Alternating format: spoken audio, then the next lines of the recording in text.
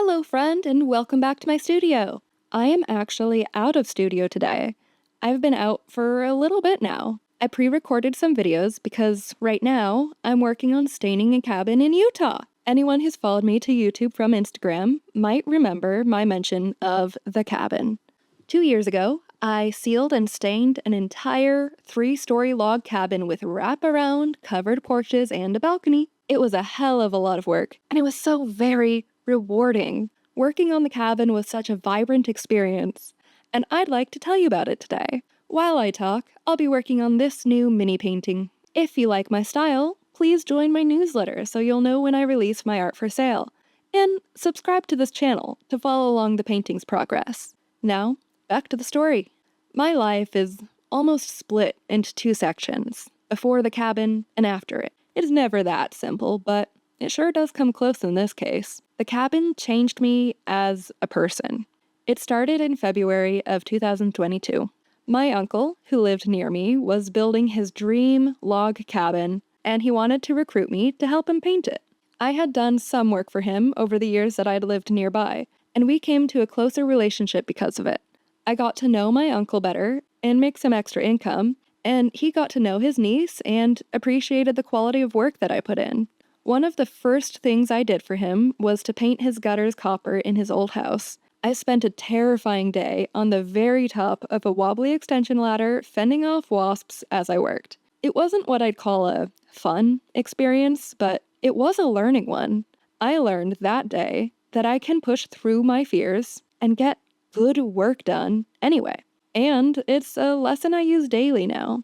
Well, in February, my uncle reached out about painting the underside of his new deck matte black to disguise all the hardware keeping it together. I said sure, not really knowing what I was getting into. He and my aunt picked me up in the early morning to drive 2 hours away to their construction project.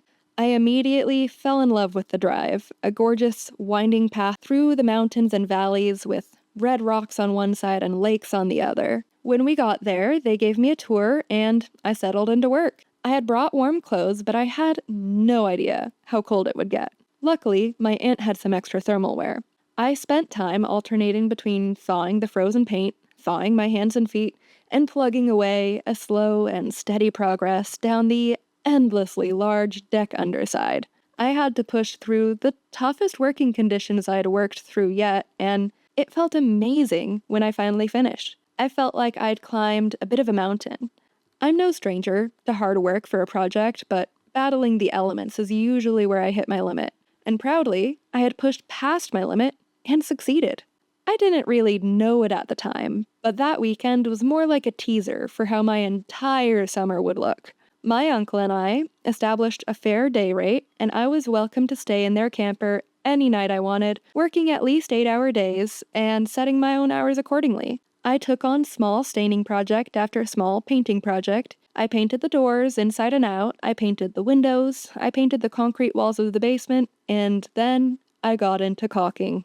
When you build a log structure, all the cracks between the round logs need to be thoroughly sealed together with caulk built for logs. The process is called chinking. I started on the inside, and the plan was to make the ugly brown lines as minimal as possible while still fully sealing each hole.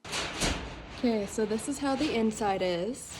It's very fine lines, very precise, very clean, sealed off, but as minimal as possible. As I went along, I also sealed particularly big cracks in logs, and I made sure the joining spots between wood was filled in. For any overly large gaps, like between the flooring and the log walls, I would use a foam filler tubing to help block up the space. Going around the inside took me a little under a month, and I was feeling great. The hardest part of that work was the temperature. It was a very cold month, and the noise of the window hole coverings blowing in the wind. I could barely hear my audiobook over their papery boom. It was because of this project that I really got into audiobooks. I found that I just couldn't listen to that much music that many days. I flew through books and started keeping track of what books I read, and I was feeling at just about the best I'd ever been. I thrive with hard projects, and doing detail-oriented painting type work is my jam. Spending that much time away from home was honestly nice too. It felt like a vacation sometimes more than a job. Other days, it was the hardest, most physically demanding job I would ever know. But I was still only working 8 hours a day, and as physically beat up as I got, I had no idea what challenge was in store. My 8 hour workday had to bend to the fact that caulking the outside of the cabin took a lot longer than the inside. While the inside took about a month, the outside took over 2.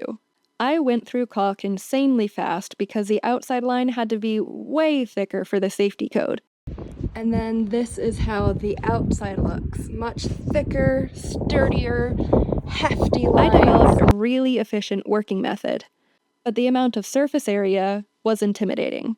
On the outside, I also filled in any cracks bigger than a popsicle stick, which took some time. And on top of all the work I had, I was also dealing with a lot of pain. Working with the caulk gun for so much of my days was starting to take a toll on my body. It started out just as hand pain, then hand cramps, and eventually my hands would start to ungrip despite my active efforts to keep gripping. I iced it nightly. I used a bunch of tape, and I even got a wrist brace.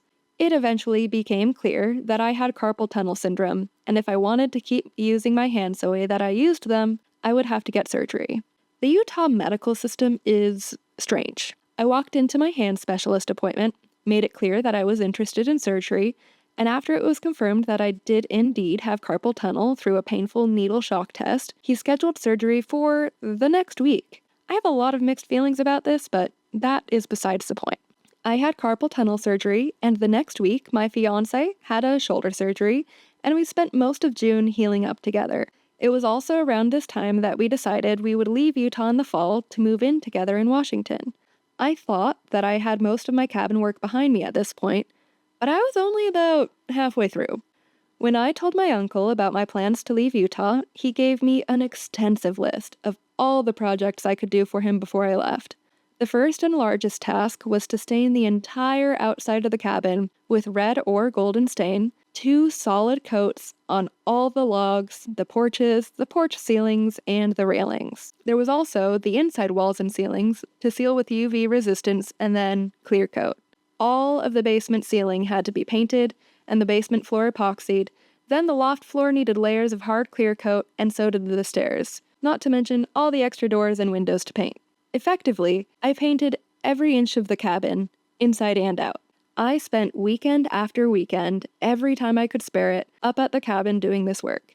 I'd quit my beloved lifeguarding job, and this was my full-time employment for the summer. I was incredibly happy with it. My hand was more of an issue than I liked. I had only done surgery on my right hand, but it was still getting strong again, while my left hand got worse and worse in its carpal tunnel. But this few-month stretch is what I think of as the height of my summer, and honestly one of my best summers ever. I developed a really comfortable rhythm. I was always strapped for cash, so I had a limited diet of a bagel and cream cheese or peanut butter in the morning, a protein bar for lunch, 2 Monsters a day, and a can of soup for dinner. Needless to say, I also hit my lowest personal weight.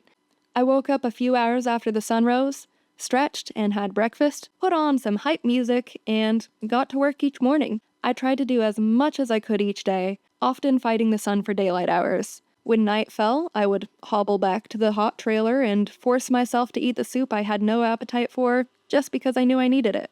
Then, I'd watch a Stranger Things episode on the feeble Wi-Fi and check in with my fiancé.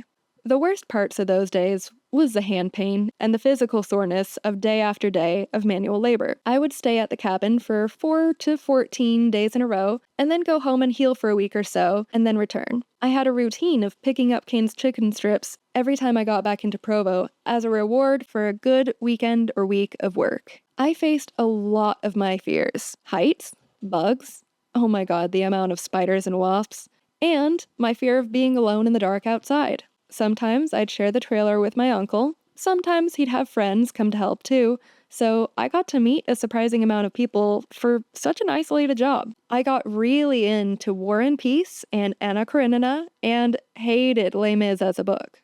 The highlight of my days was really just the regular reward I got for the work I put in. It's a huge task to seal every inch of such a huge structure. I had to get into nooks and crannies. I had to find creative ways to get a lot of hard-to-reach areas. I was always using my bouldering skill to hang on to ladders, and overall, I just used every ounce of energy I had towards an enormous goal. And I did it!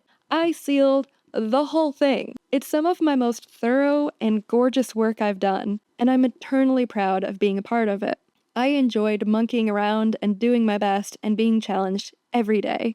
Oh, and while I was doing all of that, I also had some side projects going on. I knocked down an old tree and planed and sanded and cleaned these logs into pieces of furniture. Projects that took 2 years to finish and pushed me to the limit in every stage, but now they sit in my home and remind me of my cabin painting summer. The cabin work I'm doing now is resealing everything that got stained. The stain we used has to be reapplied after 2 years and then every 5 to keep it maintained. I knew this 2-year mark was coming up, but it's never something I could be fully ready for.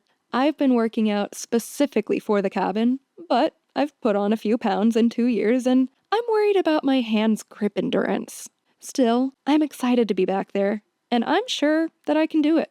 I guess I'll be on here next week to update you on how it all went. Please subscribe to follow along for the story, and join my newsletter if you like my painting. Thank you for watching, and I'll see you next week, friend. Bye!